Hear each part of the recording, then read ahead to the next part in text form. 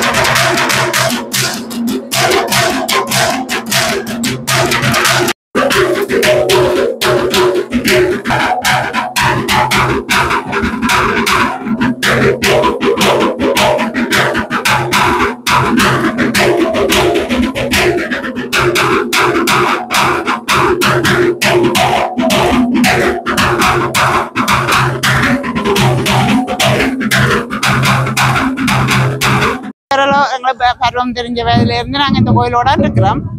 ஆனா இப்படி மடப்பண்டம் எடுத்து அந்த வன்னி வயிறுல இருந்து எடுத்து கொண்டாந்து இரவு உடுக்கு அடிச்சு பாட்டு பாடி நிகழ்ச்சிகள் நடந்து விடிய பொங்கல் பொங்கி இந்த பொங்கல் விழா கொண்டாடுறது. மற்ற சின்ன முழங்கள் அதுகள் எல்லாம் ஆடிடுறது. அந்த காலங்கள்ல வயசுல ஆளுங்க அப்ப பெரிய 2 ஆலமரம் நின்றது. அதுல பாம்பு நின்று அந்த சின்ன முளம் ஆடுறதெல்லாம் பார்க்கும்.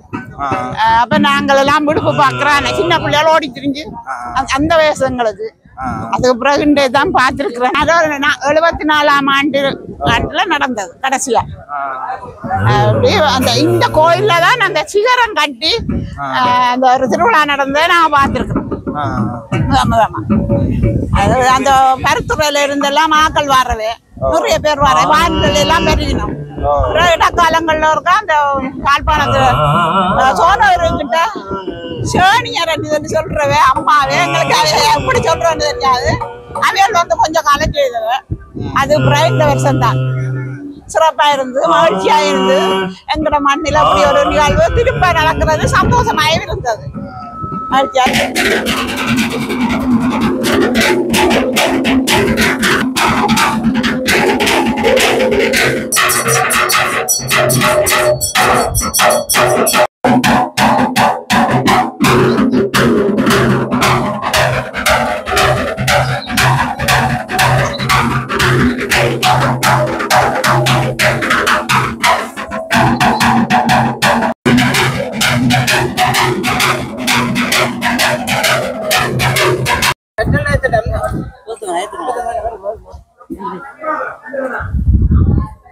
பானை ஒரு கையில வச்சு கொண்டு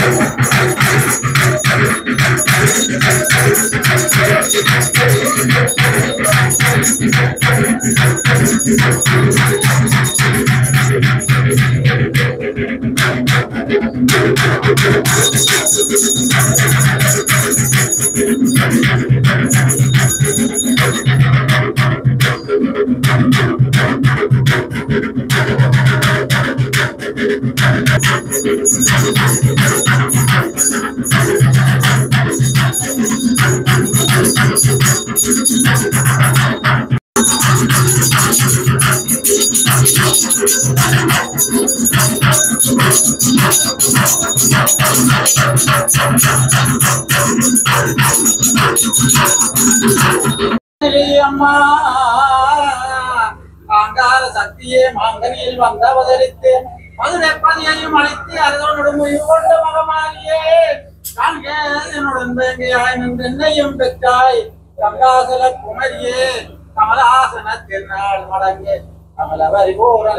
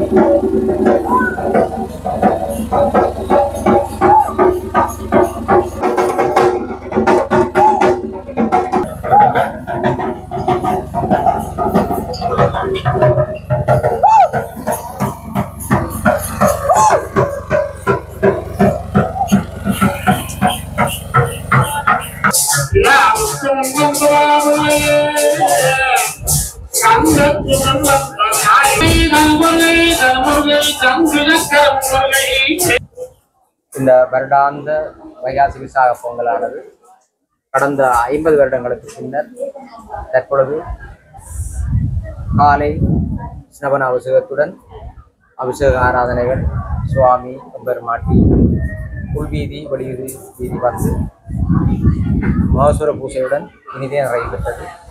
மாலை நிகழ்வுகள் யாவும் கண்ணகி அம்மனுக்கு குறித்தான வன்னி வைரவர் ஆலயத்திலிருந்து மடப்பண்டம் எடுத்து வரப்பட்டு தற்பொழுது இங்கே கண்ணகி அம்பாளின் பாதத்திலே பொங்கல் பானை சகிதம் சகல மடப்பண்டங்களும் வைக்கப்பட்டிருக்கின்றது. அதே போன்று தொடர்ந்து விருத்தம் பாடப்பட்டு கண்ணகைக்குரிய விருத்தம் பாடப்பட்டு தற்பொழுது நிகழ்ச்சிகள் நடைபெறவிருக்கிறது. அதே இது கிட்டத்தட்ட 50 வருடங்களுக்கு முதல் எமது ஒரு சந்ததியினர் முன்கூட்டியே செய்து வந்திருக்கிறார்கள். தொடர்ச்சியான இந்த யுத்த நிலைமைகள் மற்றும் மக்களது இடப்பெயர்வு காரணமாக இந்த கண்ணகி அம்மாளின் இந்த வைகாசி விசாக பொங்கலானது இடம்பெறவில்லை. 50 வருடங்களுக்கு முன்னர் வெகு சிறப்பாக இங்கே தவில் நாதஸ்வர இசைகள் மற்றும் சின்னமேளம் சிகரங்கள் சப்பரம் என்று சொல்லி எங்களுக்கு தெரியாது கூறியிருக்கிறார்கள். அப்படி யாழ்ப்பாணம் கைதடி அதே போன்று நாவக்குடி பகுதி மரோன்றோ தனங்களப்பு கோயிலாக்கண்டி போன்ற இடங்களிலே உள்ள எல்லா மக்களும் இந்த கண்ணகி அம்மனை வழிபட்டு தமது இஷ்ட தெய்வமாக வழிபட்டு வருகிறார்கள். 50 வருடங்களுக்கு முன்னர் பகுதியிலே குறிப்பிட்ட சில ஆலயங்களே பெரிய ஆலயங்களாக இருந்தது. அந்த வகையிலே இப்பகுதி மக்களின் ஒரு கண்ணகி அம்மன் வழிபாடு பிரதேசத்தில் சிறப்பாக விளங்கியது. மதுரையை பிரித்த பின்னர் கண்ணகி அம்பாள் அவர்கள் யாழ்ப்பாணூடாக 5 தொடக்கம் கும்மிடிதீவிலிருந்து ஒவ்வொரு இடங்களாக தங்கி வந்து எமது வேலம்பராய் பதியிலும் தங்கி தொடர்ந்து 10 இடங்களிலே தங்கி சென்றதாக வரலாறு கூறுகிறது. அந்த வரலாற்றுகளை இந்த எமது இளைய சந்ததிகளுக்கு வெளிக்கொணரும் வகையிலே இன்றைய தினம் இந்த ஆலய பரிபாலன சபையினரும் இப்பகுதி மக்கள் எல்லோரும் சேர்ந்து இந்த கண்ணகி அம்பாளுக்குரிய இந்த பொங்கல் வழிபாட்டினை செய்து இருக்கிறார்கள். அந்த வகையிலே இந்த வருடம் ஆரம்பமாகி இருக்கிறது.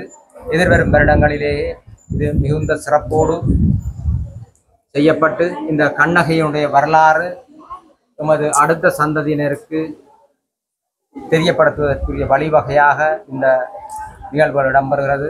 அந்த வகையிலே கண்ணகி அம்பாள் தானாகவே பல்வேறு நிகழ்வுகளை ஏற்படுத்தி இன்றைய தினம் இவ்வளவு கட்டத்திலே கொண்டு விட்டிருக்கிறார். அந்த வகையிலே கண்ணகி அம்பாளின் இந்த பாதங்களை பணிந்து கொண்டு கண்ணகி அடியவர்கள் வரலாற்று இந்த அறிவுகளை மென்மேலும் சந்ததியினருக்கு தெரியப்படுத்த வேண்டும் என்று கேட்டு விடைபெறுகிறேன். நன்றி.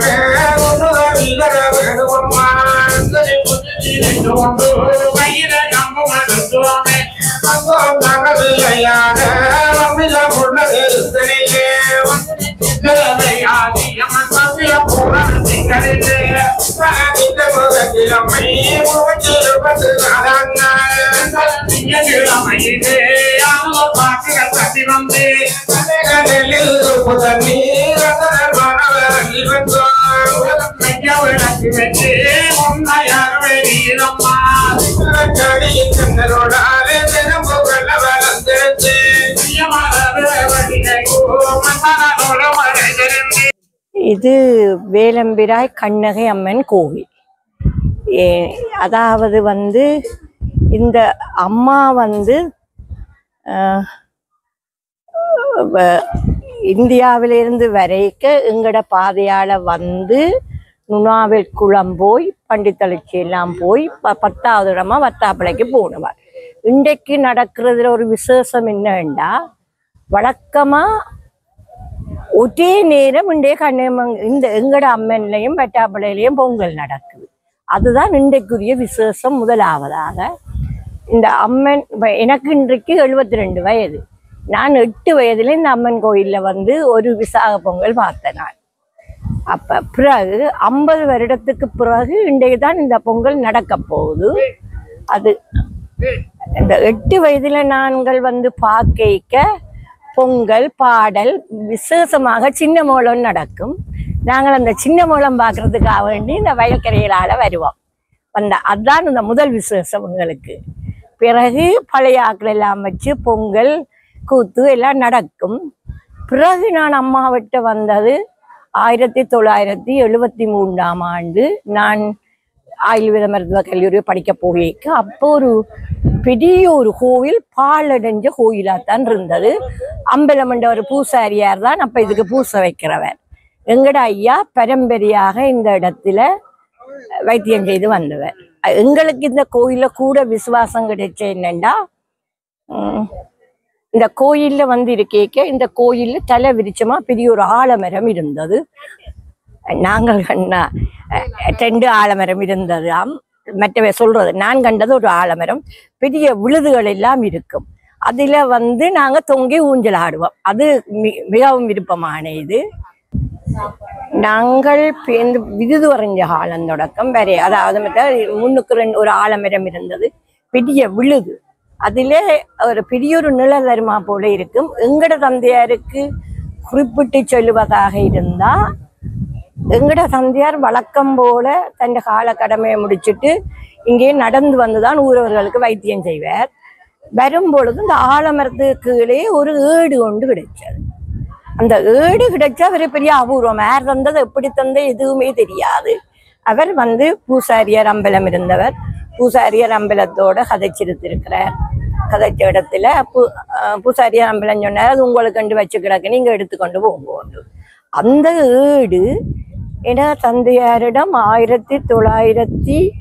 1985ஆம் ஆண்டு மட்டும் என தந்தையாரிடம் அந்த ஏடு கையிலே இருந்தது.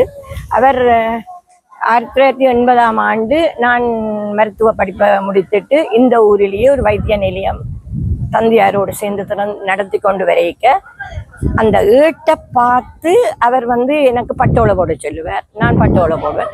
குறிப்பாக பார்சவாதம், சிறு குழந்தையின் கிரந்தி எண்ணெய், பெரியவர்களின் பார்சவாதம், அந்த மூண்டும் அவர் மனப்பாடமா எங்களுக்கு அதை பார்த்தே சொல்லி நானும் அவரும் திறமையாக வைத்தியம் செய்து கொண்டு வந்தாங்க.